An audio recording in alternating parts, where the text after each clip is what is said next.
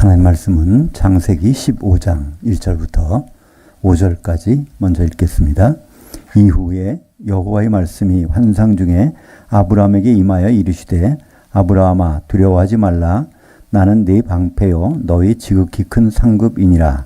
아브라함이 이르되 주 여호와여 무엇을 내게 주시려 하나이까. 나는 자식이 없사오니 나의 상속자는 이 다메섹 사람 엘리에셀이니이다. 아브라함이 또 이르되 주께서 내게 씨를 주지 아니하셨으니 내 집에서 길릴 자가 내 상속자가 될 것이니이다. 여호와의 말씀이 그에게 임하여 이르시되 그 사람이 네 상속자가 아니라 네 몸에서 날 자가 네 상속자가 되리라 하시고 그를 이끌고 밖으로 나가 이르시되 하늘들을 우러러 뭇별들을 셀 수 있나 보라. 또 그에게 이르시되 네 씨가 이와 같으리라. 원전으로 다시 보는 창세기 오늘은 15장입니다. 아브라함과 헷불 언약, 400년 노예 생활과 출애굽 예언 이런 제목으로 말씀을 나누겠습니다.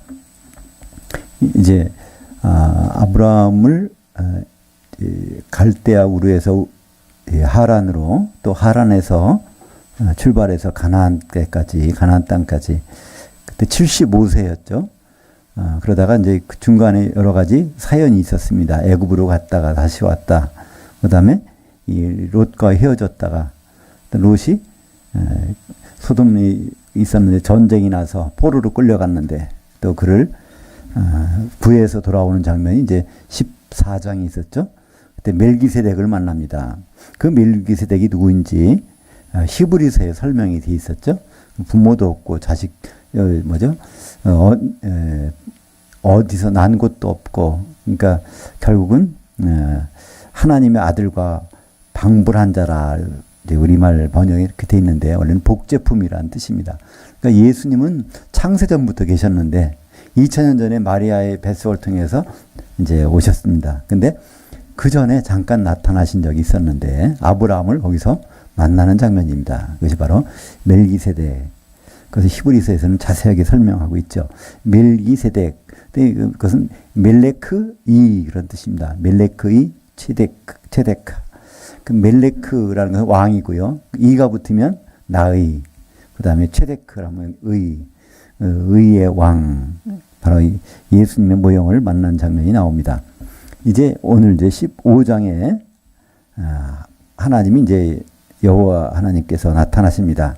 그래서 나는 네 방패여 지극히 큰 상급이니라. 이 방패라는 건 뭐죠? 위험으로부터 막아주는 거잖아요. 그죠? 그러니까 이 아브라함이 여기 객지에 와서 얼마나 힘들고 어려웠겠어요? 근데 그것을 막아줄 분이 바로 여호와 하나님이시라고 하니까 그보다 든든한 것이 어디 있을까요? 시편을 보면 1편, 2편 그거는 누가 기록했는지 사람이 이름이 안 나옵니다. 근데 3편에 가면 다윗의 시하면서 3편에 시편이 나오는데 거기에 나오는 단어가 3편 3절에 보면 여호와여 주는 나의 방패시오 나의 영광이시오 나의 머리를 드시는 자신이다 이런 말씀이 나옵니다. 근데 이 내막을 보고 내막을 알고 이 시편 3편 읽으면요 이게 굉장히 은혜로운 말씀이에요. 그러니까 거기 이제 설명이 나오죠. 압살롬, 자기 아들 압살롬을 피해 도망가면서 지은 시, 그게 이제 시편 3편이에요.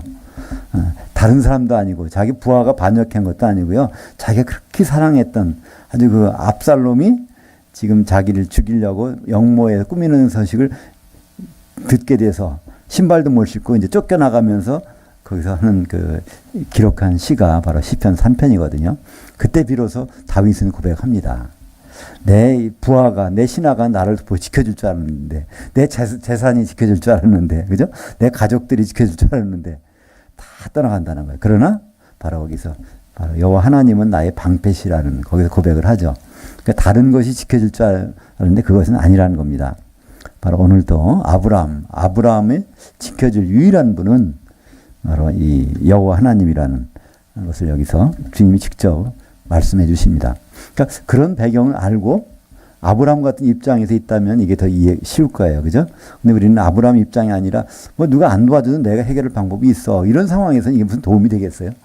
근데 아브라함 생각해 보세요. 객지에 와서, 그죠? 적군들이 우글우글 하는 모르는 사람도 있는 상황에서 또 자기 잘 되면 남이 저주할 그런 상황에서 거기서 방패로 하나님이 계신다고 하면 특별히 이거는 이제 손방패라고 하네요. 방패도 큰 게 있고 작은 게 있는데 항상 갖고 다니는 방패. 그러니까 항상 지켜주시는 방패. 그리고 그뿐 아니라 큰 상급. 그러니까 보상이 되신다는 거예요. 무엇이든지 손해를 봐도 그걸 다 보충해 주실 분. 이분이 바로 여호와 하나님. 그래서 이제 이렇게 말씀하시니까 아브라함이 거기서 대꾸합니다. 근데 뭘 좀 주시려고 그럽니까? 난 지금 이렇게 자식도 없으니까 죽으면 끝인데요. 내 후손도 없고. 또 이제 증거를 하면 이제 내 집에 나를 잘 섬기는 엘리에셀이라고 하는 종이 있는데 그 사람은 다메섹에서 이제 이렇게 데리고 온 사람인데 이 사람이 바로 내 상속자가 됐으면 좋겠습니다. 그랬더니 하나님이 그렇지 않다. 네 몸에서 날 자가 네 상속자가 되리라. 그러면서 정말 바깥에 데리고 나가서 그죠? 하늘들을 보라. 별들을 세보라는 거예요. 네 씨가 이와 같으리라. 그러니까 구약에서 씨라는 말과 신약에서 씨는 조금 차이가 있습니다. 구약에서는요. 씨가 두 가지 의미가 있어요. 씨앗이니까 이 씨앗은요. 조상이라는 의미도 있고 또 후손이라는 의미도 있습니다. 그죠? 구약에서는 이거를 이제 두 가지 뜻이 있습니다. 그래서 특별히 이 창세기에서는 이 후손들을 얘기하고 있어요. 근데 이 신약에 오면 이 씨가 달라집니다. 신약에서는 스페르마라고 하는데 이거는 꼭 이 조상을 얘기합니다. 조상. 이것이 조금 이제 구약 성경을 보고 신약 성경을 볼 때 조금 이제 구분해야 되는 부분이 있죠. 신약에서 이제는 그 후손들을 그 아들 그런 아들이라는 뜻의 피오스 요것을 이제 그 후손으로 사용하고 있죠. 여기 이제 성경 읽으면서 아브라함의 씨냐, 아브라함의 자손이냐 이것들이 우리 신약 성경에 오면 이걸 혼동해 놨어요. 아브라함의 씨라고 할 때를 자손이라고 하고 그게 무슨 말인지를 이해를 못 하는데 오늘 보면서 그걸 구분해서 볼 수가 있습니다. 근데 여기서 아브라함에게 그 씨가 많으라는 후손들이 굉장히 많다는 겁니다. 근데 이게 사실 이런 상황을 받아들일 수 있을까요? 지금 자기 나이도 지금 아브라함 나이도 많고 원래 그 사례는요 10살 적지만 원래부터 불임증 환자예요. 창세기 11장 말미에 보면 사라는 원래 애를 못 낳는 여자더라. 이렇게 완전히 그런 여자였어요. 그러니까 부인을 봐도 가망이 없고 자기도 이렇게 있는데 근데 네 몸에서 날짜가 바로 하늘의 별과 같이 된다는 상황을 믿기 어렵잖아요. 근데 누가 말씀하셨어요? 여호와라는 분이 되게 하실 분이 말씀하셨어요. 그러니까 6절에 보니까 아브라함이 여호와를 향하여 믿으니 이 말이 이제 여기서 믿는다는 말 아만 히브리 말로 아만이라고 합니다. 아만 여기서 나온 말이 아멘이죠. 아멘 그대로. 그래서 처음으로 이 믿음이란 단어가 여기서 등장하는데요. 아브라함은 그걸 믿었습니다. 나는 내가 내 실력으로는 아무것도 할 수 없는 건 분명히 알지만 여호와라는 하나님이 나타나서 바로 이렇게 후손이 많게 된다고 했더니 그걸 믿었다는 겁니다. 여기에 이 믿었다는 단어 앞에 우리는 보통 아브라함이 믿으니 여호와를 믿으니 이렇게 번역돼 있어요. 우리말 성경에는 그죠? 근데 거기에 향하여라는 전치사가 붙어 있습니다. 향하여 믿는 거예요. 우리가 예수를 믿는다고 우리말 성경은 번역돼 있어요. 그죠? 주 예수를 믿으라. 또 주 예수 하나님을 믿으라. 뭐 이게 나오는데요. 그런 말이 없습니다. 원래는요. 전치사가 딱 붙어 있어요. 향하여 믿으라. 또는 붙어서 믿으라. 이런 말이 반드시 있습니다. 그게 무슨 뜻일까요? 여호와를 믿는 것과 여호와를 믿는 것, 향하여 믿는 것. 이거는 도대체 무슨 차이가 있을까요? 여호와를 믿는다, 예수를 믿는다. 그건요, 그분이 있다는 사실을 믿는 거예요. 그죠? 존재를 믿는 겁니다.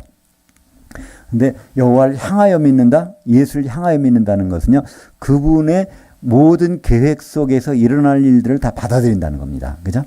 우리가 그러니까 예수를 그냥 믿으면 안 돼요. 아무 소용없어요. 예수 믿으면. 아, 예수님 2000년 전에 그렇게 됐대. 나는 안 봤지만 기록에도 나와 있고 사람들 얘기하니까 예수님 십자가에 2000년 전에 십자가에 달리셨대. 이걸 믿는 건 아무 의미가 없어요. 근데 뭘 믿어야 되죠? 예수님을 향하여 믿는 거예요. 예수님이 왜 거기다가 십자가에서 달려서셨을까? 그 다음에 예수님은 지금 뭘 하고 계실까? 예수님은 앞으로 뭘 하실까? 예수님의 모든 계획들을 그걸 받아들이는 게 예수 믿는 거지. 예수님이란 분이 있었다는 걸 아무 믿어봐야 그건 소용없다니까요. 성경에서는 그래서 항상 예수님을 향하여 믿으라.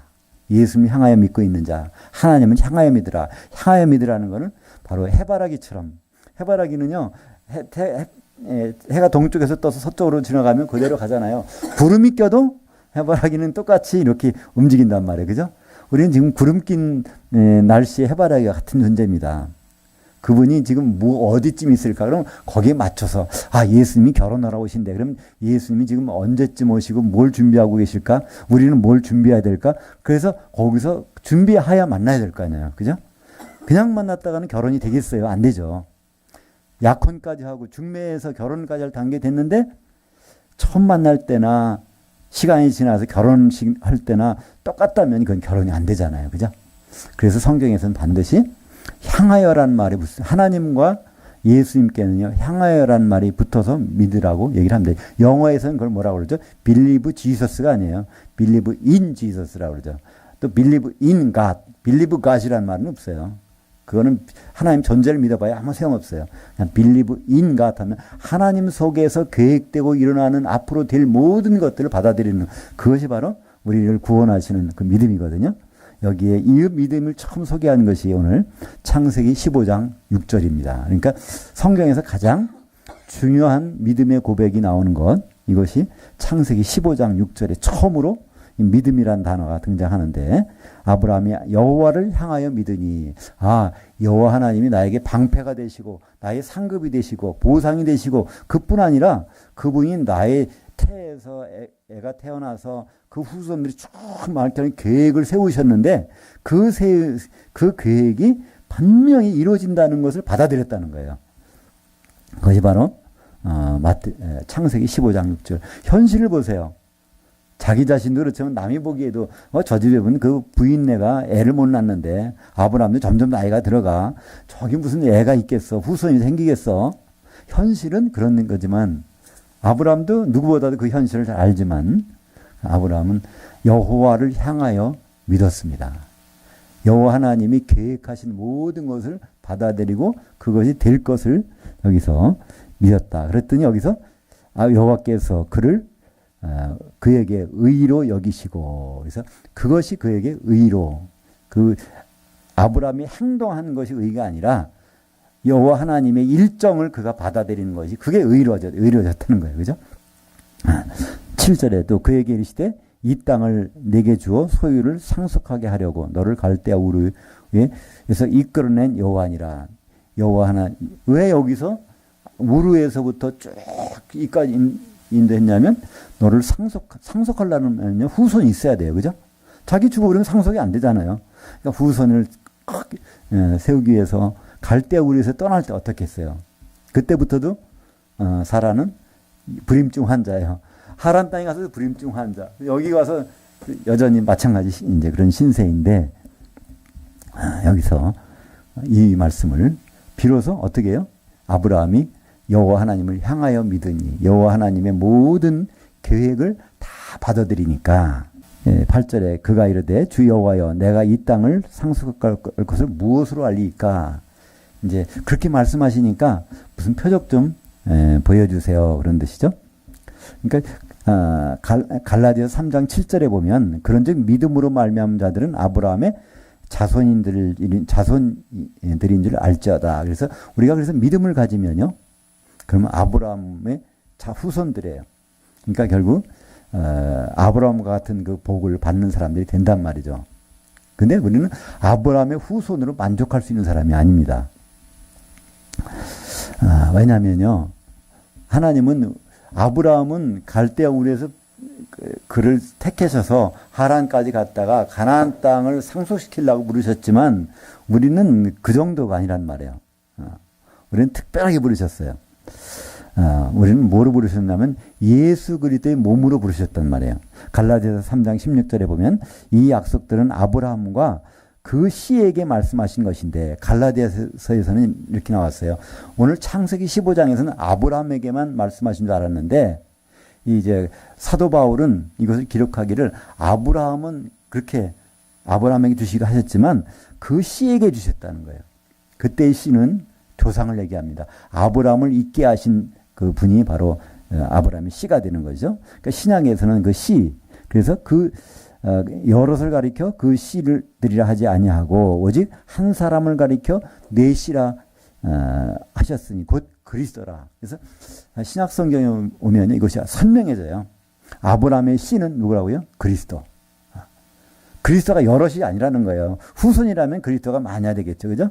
근데 아브라함의 씨는 그리스도라는 거예요. 그러니까 아브라함을 있게 하는 씨가 있으니까 아브라함이 나왔을 거 아니에요. 요 씨, 꽃씨가 있었으니까 여기 나왔을 거 아니에요. 요 씨가, 그러니까 아브라함의 있기까지는 누가 있으냐면 예수님이라는 씨가 있었다는 것을 여기서 말씀하고 있고요.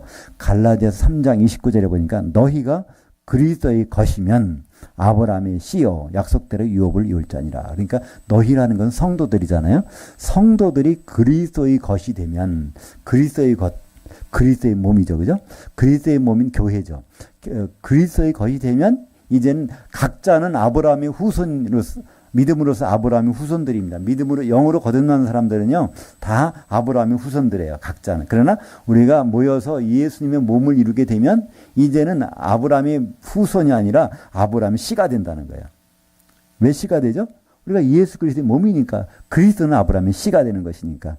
그래서 사실은 아브라함은 누구를 바라보고 사는 사람들이냐면 성도들을 바라보고 사는 사람들이에요. 성도들이 과연 어떻게 될까? 그들이 이루어져야 되는데 성도들이 결국 예수 그리스도의 몸을 이루고 결혼하고 그래서 새 예루살렘의 성이 돼야 우리가 그 속에 들어가서 살 사람들인데 그것이 히브리서의 내용이잖아요. 히브리서 11장에 보면 거기에 믿음의 사람들이 쭉 등장합니다. 대표적인 사람이 아브라함이잖아요. 근데 아브라함은 거기서 어떻게 나오죠? 아브라함은 장막을 지고 살았다는 거예요. 아브라함도 이삭과 야곱과 더불어 장막 치고 살았다는 거예요. 왜냐하면 터가 기초석이 있는 그 성이 있다는 것을 바라봤기 때문에 그렇게 살아온 사람이다. 그러면서 히브리서 11장 마지막 부분에 보면 오늘 결론부터 먼저 보고 들어가죠. 프린트물 맨 밑에 히브리서 11장 39절 40절을 한번 같이 읽어볼까요? 이 사람들은 다 믿음으로 말미암아 증거를 받았으나 약속된 것을 받지 못하였으니 이는 하나님이 우리를 위하여 더 좋은 것을 예비하셨은즉 우리가 아니면 그들로 온전함을 이루지 못하게 하려 하심이라. 그러니까 이 사람들, 히브리서의 11장의 이 사람들은 믿음의 선진들이에요. 구약의 모든 믿었던 사람들, 대표적인 사람이 아브라함이고요. 이 모든 사람들 그들은 증거를 받았지만 약속은 못 받았다는 겁니다. 그러니까 우리가 보면 그렇잖아요. 누구한테 돈을 빌려줬는데 뭘 받긴 받았어요. 뭐 약속 어음을 받았어요. 그러나 그 현금은 아니잖아요. 그 날짜가 지켰어. 그러면 2018년 3월 1일 날 이것이 효력이 발생하는 어음을 딱 받으면 그때 가서 이게 받는 거예요. 그러나 그 전에 받아놔도 이거 증거는 된단 말이죠. 그죠? 그러나 아직은 현금은 아닌 거예요. 바로 구약의 모든 사람들은 예수 그리스도를 바라보고 그걸 증거는 얻었어요. 여러 가지 표적을 가지고. 그러나 약속 예수 그리스도를 못 본 사람들이에요. 바로 그리스도 안에서 있는 사람들이 아닌 것이죠. 그렇기 때문에 우리는 바로 우리 그리스도 안에 있는 성도들이 아니면 그들의 온전함을 이루지 못하는 거예요. 그들에게는 바로 기초석이 있는 성을 바라보고 있는 사람들인데 기초석이 있는 성, 새 예루살렘 성은 바로 우리가 이루지 않으면 안 된다는 거예요. 그래서 우리는 그 성을 이루는 요한계시를 보면 성의 기둥으로 표시하기도 하고 우리 성도들에게 장막을 쳐서 우리가 그 장막을 이루는 사람들이고 요한계시록 21장에 보면 백보자 심판 때 생명책 이름 있는 사람들은 하나님의 백성들이 그 성에 들어온단 말이죠. 하나님의 장막 속으로 들어오는 사람들. 그러니까 이 히브리서 11장에 나오는 아브라함과 그 모든 후손들, 믿음의 이 자손들은 바로 성도들을 바라보는 사람들입니다. 그러니까 지금 아브라함은 물론 이제 지금 쉬고 있겠지만 만약에 아브라함이 지금 이 세상을 보고 있다면 굉장히 답답할 거예요. 그죠? 성도들이 지금 저들이 하나가 돼서 예수님과 결혼한 신부가 되고 새 예루살렘 성을 구축해서 마련해야 우리가 입주할 텐데 지금 딴 생각하고 있다는 거예요. 이 세상에서 어떻게 잘 살까, 하나님 복을 받아서 어떻게 잘 먹고 형통하게 여러 가지 될까, 그것만 생각하고 있다면 아브라함과 그 모든 사람들은 지금 우리를 바라보는데 새 예루살렘 성, 기초석이 있는 그 성은 언제 될까?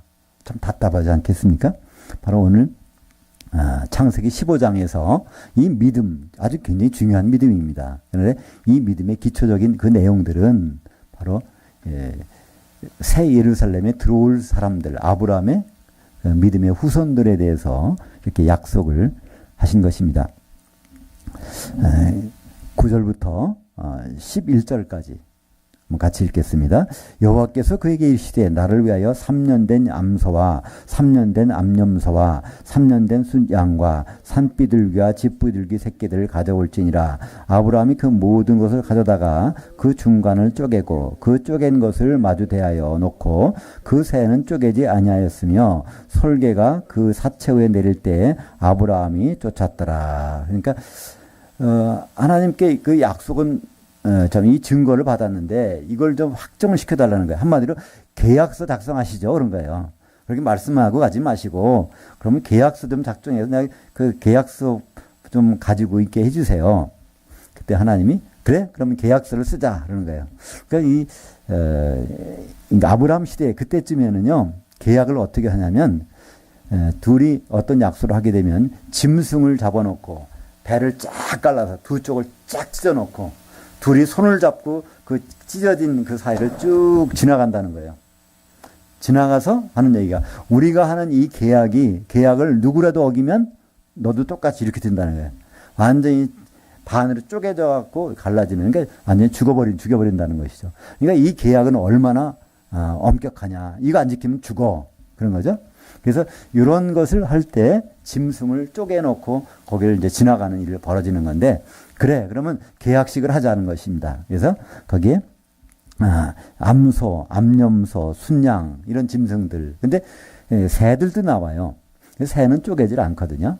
난 레위기에 보면요, 새, 산비둘기와 집비둘기는 왜 드리냐면요, 살림이 형편이 안 되는 사람들, 그런 사람들은 그건 돈이 안 되니까 들에 나가서 산에 가서 잡아서 그냥 하나님께 드리면 되니까. 그래서 그건 매일매일 속죄제라고 그래요. 예수님이 그런 모습으로 나오죠. 요단강에서 세례를 받으실 때 비둘기의 형체로 성령이 내리신단 말이에요. 그건 성령이 비둘기라는 얘기 아닙니다. 성령은 다 무엇인 분이에요? 예수님을 정언해 주신 분이에요. 요한복음 15장 26절에 보면 바로 그가 오시면 나를 정언하실 것이요. 그러니까 성령께서 하시는 예수님이 누구라는 걸 일러주신 분이에요. 그러니까 요단강에서 성령께서 비둘기 형체로 내렸다는 얘기는 예수님이 바로 이 비둘기다. 매일매일 속죄제다. 예수님은 그냥 그 어린 양으로 끝나는 분이 아니라는 거예요. 세상 죄를 지고 가는 하나님의 어린 양이로다. 그건 단번에 십자가에서 끝내지만 그것 말고 우리는 매일매일 죄를 짓잖아요. 그럼 그때마다 우리는 매일 양을 가지고 잡을 수는 없잖아요. 돈이 없으니까. 그때는 비둘기를 가지고 그걸 매일매일 드리는 것이죠. 바로 예수님은 한 번에 우리의 모든 죄를 용서해 주실 뿐 아니라 매일매일 지는 죄도 우리는 그분은 다 매일매일 속죄제, 그분의 제물이 되어갖고 해결하시겠다는 것을 바로 세례 받으실 때, 그때 성령을 통해서 예수님을 알려주신 분이죠. 그래서 이 비둘기나 이런 것들은요, 짐승이 아니기 때문에 쪼개질 않습니다. 그거는 짐승을 못 드릴 때 그거를 대체할 수 있는 수단이기 때문에, 그래서 짐승만 쪼개놓게 되죠. 그래서 짐승을 쪼개놓고 손 붙잡고 거기를 걸어가게 되는데, 근데 하나님이 아직 안 나타나셨어요. 왜 안 나타나셨을까요? 이게 보통 불이 나타나려면, 그죠? 하나님, 불이 나타나려면 저녁이야 선명해지잖아요. 왜 올림픽 개막식을 저녁에 합니까? 왜 밤에 합니까? 불꽃들이 선명하게 나타나야 이게 멋있지. 낮에 불꽃을 해보세요. 이거 안 드러나거든요. 그죠? 그래서 이 저녁 때 이제 이게 이루어지는 그때까지 기다리고 있는 거죠. 근데 중간에 호사다마라고 이게 좋은 일이 있을까 하면 또 뭐가 나와요? 여기 솔개가 와서 여기 이제 제물에 여기 왔다 갔다 하는 거예요. 이 솔개라고 번역된 것은 이게 매인데요. 매, 솔개 공통점은 뭐죠? 잡아먹는 거예요. 레위기에 보면 11장에 우리가 먹을 수 있는 음식과 먹을 수 없는 음식이 있는데 새도 먹을 수 있는 게 있고 먹을 수 없는 게 있어요. 어떤 걸 먹을 수 있냐면 곡식을 먹는 거는 이건 제물로 드릴 수 있고 먹을 수 있어요. 그죠? 근데 시체를 뜯어 먹는다든가 하는 거는요. 이건 부정한 거란 말이야. 그죠? 예, 이런 것들이 와서 이 제물에 간섭한단 말이에요. 그러니까 우리가 하나님과의 교제, 하나님과의 관계를 맺게 할 때 모든 것이 좋아지는 건 아니라는 거예요. 그죠? 이 설계가 등장한다는 것을 형상으로 이렇게 보여주고 있습니다. 그때 아브라함은 그것을 하나님과의 계약 관계인데 이것을 여기서 쫓았더라. 그 민수기 19장에도 보면 그래서 율법에서 계약을 할 때 이제 법을 따를 때 이 소를 가지고 이걸 번제로 드린다는 건 다 쪼개 가지고 이제 드리는 거잖아요. 그런 것이 나옵니다. 그 베드로전서 5장 8절에 근신하라 깨어라 너희 대적 마귀가 우는 사자와 같이 두루다니며 삼킬자를 찾나니 너희는 믿음을 굳건하게 하여 그를 대적하라. 우리는 좀 신앙생활하면서 가끔씩 잊어버리는 것이 있어요.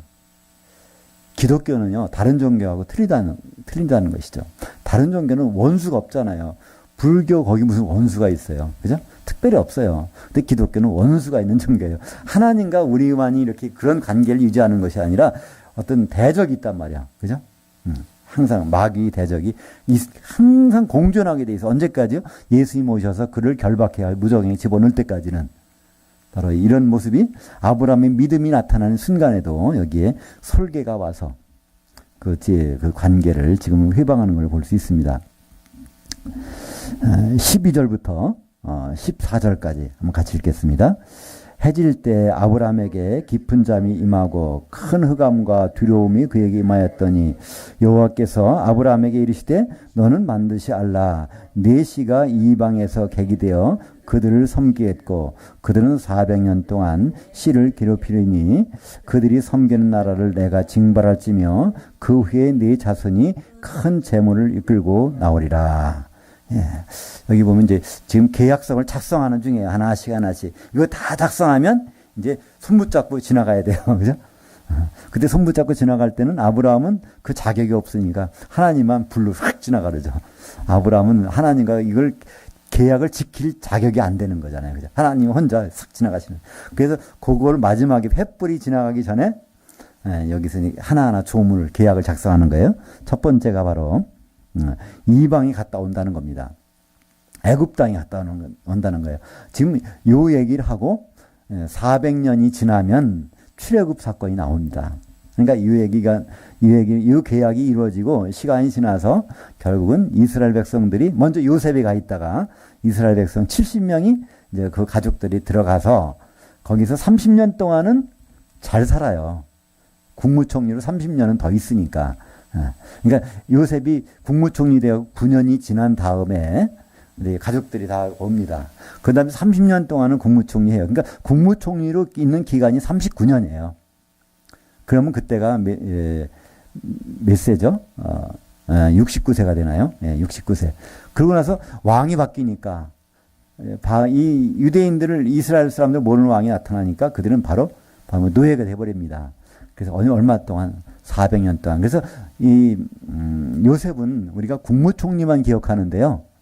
국무총리 실각하고 41년 동안 그래서 그때 요셉은 죽습니다. 그러니까 110세인가요? 죽을 때가? 예, 110세에 죽게 되죠. 그러니까 요셉에게는요 그 기간이 있었어요. 국무총리 기간만 있는 것이 아니라 바로 그 후에 노예 생활을 하면서 그들의 형제들을 돌보고 아우르는 그 시간들을 알고 있었기 때문에 요셉은 그걸 어떻게 알죠? 벌써 나오니까요. 아브라함 때부터 자기 증조 할아버지인가요? 고조 할아버지인가요? 그때부터 이것을 알고 있는 사람이기 때문에 그래서 아들 둘을 아버지한테 바친 다음에 애를 더 낳으라고 하는데 안 낳잖아요. 편애할까봐. 자기가 애를 쓰면 자기는 편애 안 하고 싶어도 자기 부인은 거기 사람이잖아요. 애굽 사람. 그러니까 지금 이들 돌보려면은 안 되잖아요. 그러니까 애를 안 낳습니다. 그래서 요셉 집안은 그 다음부터는 없어 버리는 거죠. 그런 모든 것들이 지금 벌써 아브라함에게 이게 말씀하시는 계약서 내에 있다는 것이죠. 그러니까 400년 동안 애굽에 가서 종살이. 그래서 실제적으로 애굽에 있는 기간은 얼마죠? 430년입니다. 출애굽기 보면요, 애굽에 들어간 그 날로부터 만 430년이 되는 그 날에 나온다는 거예요. 그 날에 바로 이제 나오게 됩니다. 그것은 30년은 자유로운 생활, 400년은 노예 생활 하는 것을 오늘 여기서 그 계약서에 작성이 되어 있습니다. 그들은 400년 동안 내시를 괴롭히리니, 후손들을 괴롭히리니, 그들이 섬기는 나라 애굽을 내가 징벌해서 바로를 결국 어디다 묻어놔요? 홍해에다가 수장시켜 놓고, 그리고 이제 거기 나오게 되는 이것을 여기서 말씀하십니다. 그러니까 우리가 성경을 볼 때 출애굽기부터 보면요, 왜 하나님은 결국 이렇게 노예 생활을 괴롭고 막 호소하고 우리가 고통스러움을 들어주세요. 그러니까 그래 알았다. 내가 너희들 불쌍하니까 한번 끌어내 주지. 그래서 구해 주시는 것이 아니라니까요. 그는 하나님이 들어가기 전부터 계획을 세워놓고, 왜 들어가는지도 뒤에 나옵니다. 들어가서 그 다음에 400년 지나면 그들을 데리고 나와서 다시 아브라함이 있던 가나안 땅으로 되돌려 오는 것을 볼 수가 있습니다. 출애굽기 12장 36절, 40절, 41절을 같이 읽겠습니다. 여호와께서 애굽 사람들에게 이스라엘 백성에게 은혜를 입히게 하사 그들이 구하는 대로 주게 하심으로 그들의 애굽 사람의 물품을 취하였더라. 이스라엘 자손이 애굽에 거주한 지 430년이라 430년이 끝나는 그날에 여호와의 군대가 다 애굽 땅에서 나왔은즉. 그래서 그들이 소리를 안 질러도 하나님 우리를 구해주세요 안 해도 이들은 나오게 돼 있어요. 왜냐하면 하나님이 약속한 계약을 해놓은 상황이니까. 사도행전 7장에 보면 6절에 하나님이 또 이같이 말씀하시되 그 후손이 다른 땅에서 나그네가 되리니 그 땅 사람들이 종으로 삼아 400년 동안 괴롭게 하리라 하시고. 그러니까 출애굽기에서는 430년이라고 그러고 사도행전에서는 400년이라고 그러니까 이거 성경 기록이 잘못됐나? 아닙니다. 그죠? 출애굽기에서는 거주기간 430년. 사도행전은 스테반이 얘기하는 것은 괴롭게 함을 당한 노예 생활이 400년. 그러니까 이거는 전혀 이렇게 잘못 기록한 것이 아닙니다. 15절입니다. 너는 장수하다가 평안히 조상에게로 돌아가 장사될 것이요 내 씨는 4대 만에 그 땅에서 돌아오리니. 그래서 4대가 되면 정말 4대가 돼서 돌아올까요? 그건 이제 족보를 보면 알 수 있습니다. 창세기 46장 10절에 보면 그 애굽에 들어갈 때 그 12지파를 소개하는 장면이 나와요. 46장에. 그래서 유다 지파를 소개하면서 이렇게 좀 복잡해요. 유다는 자기 아들도 있고 며느리로 해서 남은 아들도 있고, 그러니까 유다는요 좀 이게 복잡한 게 자기 아내로부터 낳은 아들이 있고 또 그 자기 아들의 아내인 며느리를 통해서 난 며느리가 이름이 다말이죠. 그 아들이 있어요. 그 아들이 또 쌍둥이네. 그 쌍둥이가 또 애를 또 낳았어요. 그래서 그 애가 헤스론이에요. 그러니까 유다 지파에서 마지막에 들어갈 때 그 맨 마지막 대가 이제 헤스론에서 들어가서 그러면 헤스론부터 따져서 4대 만에 나와야 되잖아요. 그죠? 그래서 4대 만에 나오는가? 그걸 한번 민수기 1장 7절 이거는 이제 출애굽 때 나오는 것입니다. 유다 지파에서는 아미나답의 나손이요. 그래서 나올 때 나손이라는 사람이 나오는 거예요. 그러면 헤스론이 들어가서 나손이 나왔는데 이게 4대인가 한번 따져볼까요? 마태복음 1장 3절 하반절에 한번 같이 읽겠습니다. 헤스론은 람을 낳고 람은 아미나답을 낳고 아미나답은 나손을 낳고 나손은 살몬을 낳고 딱 4대잖아요. 그죠?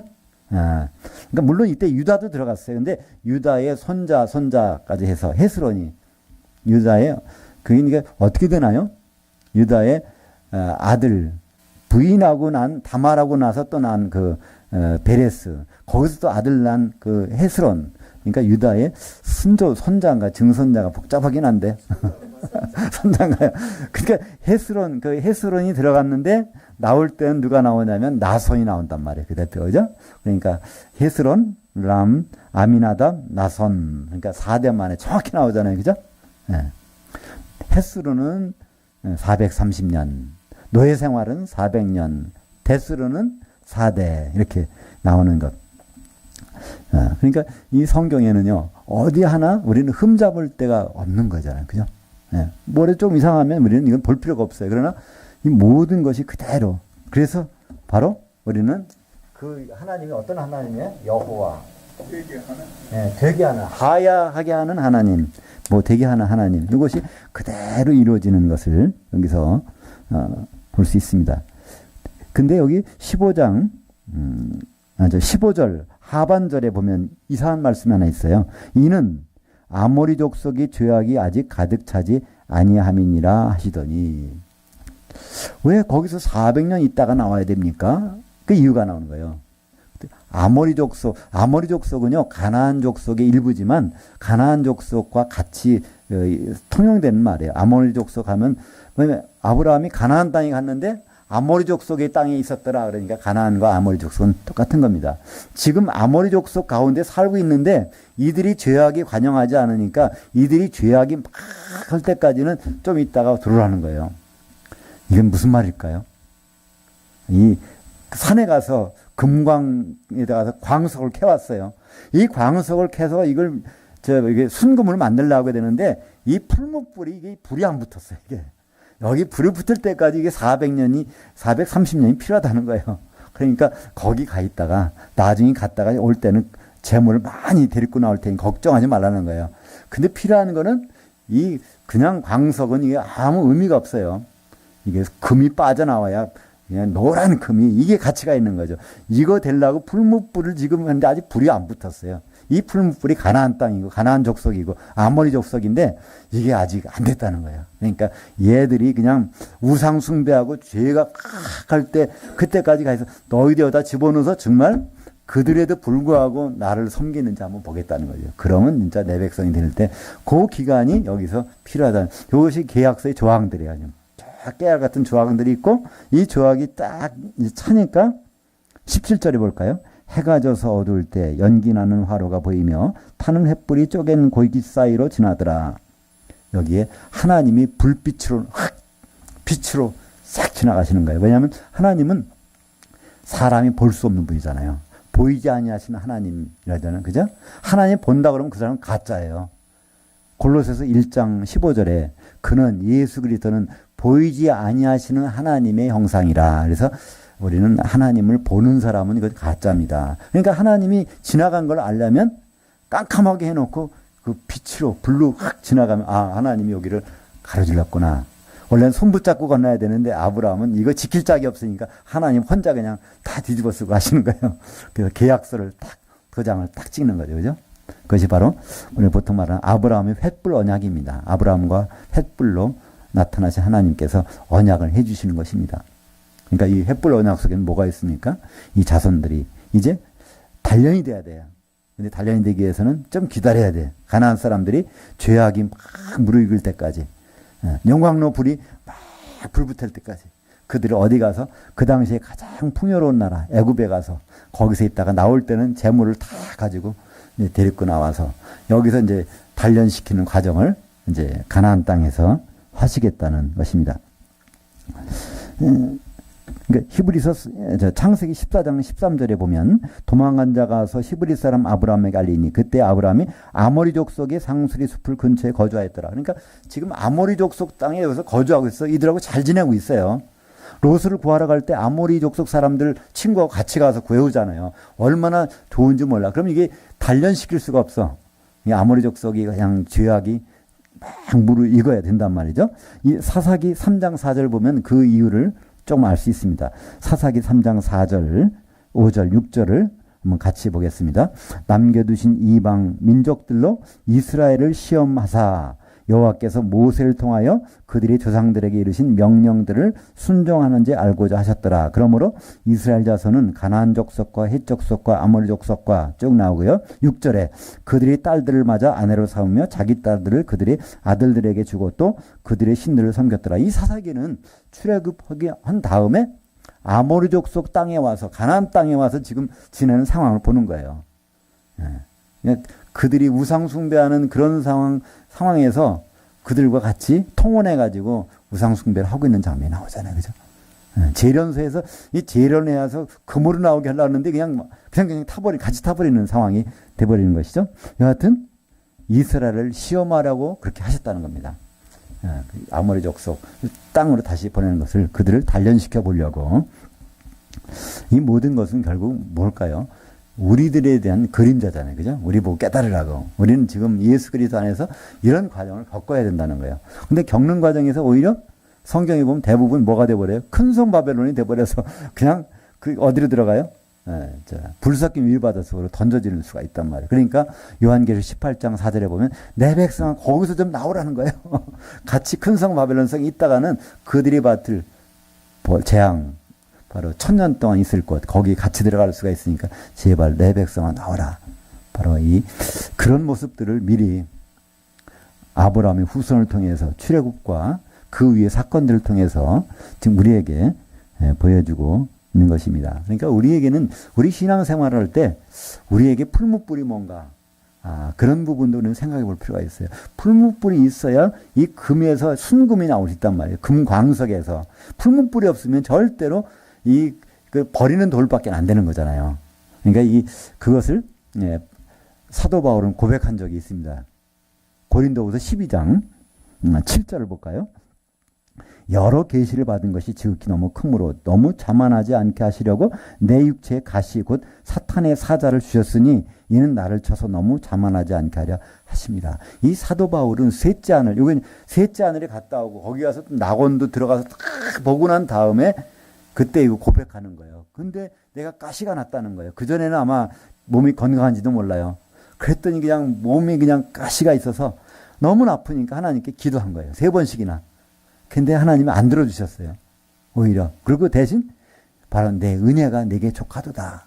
그래서 여기서 하는 말씀이 고린도후서 12장 7절에 여러 계시를 어디 가서 셋째 하늘까지 가서 받은 것이 지극히 크므로 너무 자만하지 않게 하시려고 그렇게 주셨다는 것입니다. 그러니까 우리가 어떤 사람들을 보면 그러죠. 신앙생활을 잘 하시는데 참 그런 분이 왜 저런 일을 당할까? 그런 생각도 해보잖아요. 어떤 경우는 그것이 인간적으로 하는 신앙생활이 있었지만은 그러나 진실로 아주 하나님 앞에 바로 서려고 하는데도 여러 가지 좀 어려움을 겪는 분들이 있을 수 있어요. 근데 그런 이유가 있을 수 있다는 것입니다. 보면 아브라함이 그 계약을 맺을 때 솔개가 나타나는 것처럼 여기 또 바울이 그 어마어마한 걸 보고서 하려고 하는데 교만해질까봐 바로 이제 육체의 사탄의 가시라고 그랬어요. 사탄이 그거를 작용하고 있다는 거예요. 바울의 몸을 지금 사탄의 가시가 와서 찌르고 있다는 겁니다. 그것이 어떻게 해요? 바울은 감사합니다. 나를 교만해서 넘어지지 않게 하기 위해서 하나님이 이런 배려를 해주셨구나. 그래서 바울은 고린도후서 12장에서 그걸 감사하는 것이 나오고 있습니다. 바로 저녁이 돼서 이 아브라함과 하나님과 이 계약이 이루어집니다. 그것이 바로 18절에 그날에 여호와께서 아브라함과 더불어 언약을 세워 이르시되 내가 이 땅을 애굽 강에서부터 유프라테까지 네 씨에게 주리라 한 말씀. 그러니까 이건 출애굽을 지난 다음에 이런 일이 벌어진다는 거예요. 아브라함이 살았을 때는 이런 일이 안 벌어집니다. 아브라함의 후손을 통해서 그런 일을 하시겠다는 것. 이것이 바로 언약이라는 단어, 이게 페리트라고 그래요. 이 페리트라는 것은 빠라라는 에서 말인데 빠라는 건 창조하는 거잖아요. 창조한다는 것은 칼로 쪼갠다는 말도 있습니다. 아니, 그러니까 절단시키면 그 관계가 전혀 새로운 것이잖아요. 창조라는 것은 전혀 없었던 것이잖아요. 그런 것이 바로 이 페리트인데 다시 한번 이 페리트라는 것은요, 짐승을 쪼개가지고 바로 위반하면은 이것을 똑같이 사망이 되는 그런 엄격한 언약. 하나님이 목숨을 걸고 언약하신 거, 그거 안 지키겠어요? 사람도 안 지키면 안 되는데 그 언약을 아브라함과 하셨습니다. 그래서 그 가나안 땅에는 모든 땅을 주시겠다는 겁니다. 겐 족속, 그니스, 간몬, 헷, 브리스, 루바, 아모리, 가나안, 기르가스, 여부스, 이 모든 땅들, 가나안 땅에 있는 속한 것들을 바로 아브라함에게 주실 것인데 아브라함에게 주시는 것이 아니라 아브라함의 후손에게 이것을 주시겠다고 합니다. 이 땅은 아브라함에게 약속한 땅은 바로 그 땅이었어요. 그러나 우리에게 약속한 땅은 좀 다른 땅이죠. 그죠? 우리에게 이런 땅은 진짜 땅. 예수님이 땅이잖아요. 예수님이 진짜 땅이에요. 창세기에 보면 셋째 날 뭐가 이렇게 부활해요? 땅이, 마른 땅이 드러나잖아요. 그죠? 첫째 날 보니까 빛이 있으라니까 그 얼음이 녹고, 둘째 날 궁창이 나누고, 셋째 날 그 죽음 속에 있던 땅이 팍 드러나요. 그 땅이 어떤 생명의 땅이라는 걸 아는 것은 거기서 꽃이 피고 나잖아요. 성도들이 나온단 말이에요. 예수 그리스도 부활하신 예수님과 더불어서 그런 모습. 아브라함이 예수님이 비옥한 땅이라는 것을 설명해 주고 있습니다. 가나안 땅, 그 비옥한 땅이에요. 젖과 꿀이 흐른다는 것은요, 땅이 그렇게 기름지다는 거예요. 그러니까 그 젖이 그냥 짜지 않아도 불 막 너무 넘쳐나. 왜 그럴까요? 그 풀이 너무나 비옥해서 그 풀을 뭐 영양가가 많아 그러니까 그냥 뭐 젖이 흘러나오는 거예요. 그죠? 꿀에 여기에서 막 꿀이 떨어져요. 왜 떨어질까요? 영양가가 많으니까 벌이나 나비가 근다리기 전에도 그냥 툭툭 떨어지는 거예요. 그러니까 꿀이 많고 젖이 많다는 거죠. 땅이 부족하다는 거거든요. 그죠? 그 땅, 바로 예수님이 땅이십니다. 그래서 골로새서 2장 6절과 7절에 보면 바로 우리가 거기에 뿌리를 받고 터가 굳어져서 감사함이 넘치게 하는 거예요. 뿌리는 어디다 박아요? 땅에다 박잖아요. 바로 거기다. 예수님이 우리의 땅입니다. 그러니까 예수님께 심겨지면 거기에서 영양가가 없는 게 없어요. 다 모든 땅의 영양가가 바로 우리를 통해서 나중에 열매를 맺게 되는 것이죠. 그 땅. 그것은 바로 온유한 자가 받는 땅이죠. 마태복음 5장 5절에 온유한 자가는 복이 있으리니 그 땅을 기업으로 받을 것이며 그 땅은 이 세상 발 딛고 다니는 땅이 아니라 바로 진짜 땅, 새하늘 새 땅에 나온 그 땅이죠. 땅이라는 것. 이사야서 62장 7절에 보면 여호와께서 세상에서 찬송을 받기까지 그로 쉬지 않게 하라. 근데 세상이 아니라 땅입니다. 땅에서 바로 그 찬송을 받게 하시기까지 새 예루살렘에서 그 땅에서 바로 그것은 어디 나오죠? 요한계시록 21장에 보면 거기 새하늘과 새 땅이 나오는데 그 땅의 모습이 새 예루살렘이라는 겁니다. 그죠? 새 예루살렘. 그 새 예루살렘은 바로 어린 양의 신부, 교회의 완성된 것이죠. 이 모든 것들 아브라함을 통해서 우리에게 그림으로 보여주고 있습니다. 그래서 이 모든 그 후에 출애굽의 모든 사건도요, 보면 이것이 다 아브라함과 언약 때문에 나온 것이죠. 출애굽기 2장 24절에 하나님이 그들의 고통 소리를 들으시고 하나님이 아브라함과 이삭과 야곱에게 세운 그 언약을 기억하사. 그러니까 출애굽 때 그들이 고통 소리를 들으셨어요. 근데 고통스러운 소리를 들으신 것 그 자체가 중요한 것이 아니라 바로 그 언약을 맺었다는 거예요. 아브라함이 언약하셨어요. 그것은 바로 이삭에게 상속됐고 야곱에게 상속돼서 그래서 400년이 딱 차니까 노예 생활하니까 그래서 그들을 데리고 나오시는 장면이 나옵니다. 이 모든 것들 우리는 아브라함을 통해서 그래서 아브라함의 믿음을 본받아야지 이건 아닙니다. 좀 다른 얘기예요. 그죠? 아브라함의 믿음 그들에게 주신 것 그럼 우리가 그들에게 보여줘야 될 것이 있다는 거예요. 그것이 바로 히브리서 11장 39절 이하에 나온 것들이죠. 아브라함은 이런 약속을 복을 받았어요. 이 아브라함에게 이런 것을 실현시켜주는 아브라함에게는요. 새 땅에 들어가는 것을 약속해 주셨어요. 그 땅은 바로 새 예루살렘입니다. 새 예루살렘은 그 성곽에 들어가는 것 아브라함에게 약속하는 것을 이뤄주시기 위해서는 우리는 하나님의 아들들이 상속자들이 할 일이 있습니다. 그것은 바로 우리가 그분의 몸이 되고 아내가 되고 결혼하고 신부가 돼서 새 예루살렘이 되는 그 기초석에 있는 그 성을 이루는 것. 그것이 바로 하나님이 아브라함에게 약속하셨던 약속을 이루시기 위해서 우리가 하나님 필요하신 것입니다. 하나님은 우리가 필요하세요. 우리는 하나님을 필요로 합니다. 그러나 하나님은 무엇보다도 우리를 필요하셔서 택하셨습니다. 우리 그냥 데리고 살라고 택하신 것이 아니에요. 우리를 가지고 그분의 약속한 것을 아브라함에게 보여주려고 바로 우리는 하나님의 백성으로 끝나는 것이 아니라 하나님의 아들들이고 새 예루살렘의 구조물이고 기둥이고 성전의 기둥이고 바로 거기에 하나님의 백성들을 맞이할 하나님의 어린 양의 신부입니다. 기도하겠습니다. 하나님 아버지